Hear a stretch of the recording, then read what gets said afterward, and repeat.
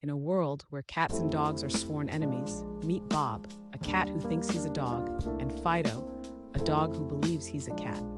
Their first encounter? A dog park full of confused onlookers. Bob tries to impress Fido with a fetch, but ends up getting stuck in a doggy pool instead. Fido laughs so hard, he accidentally rolls off the cat tree. As they try to rescue each other, they accidentally create a cat-dog obstacle course that leaves everyone in stitches. Imagine a dog in a tutu and a cat in a cowboy hat.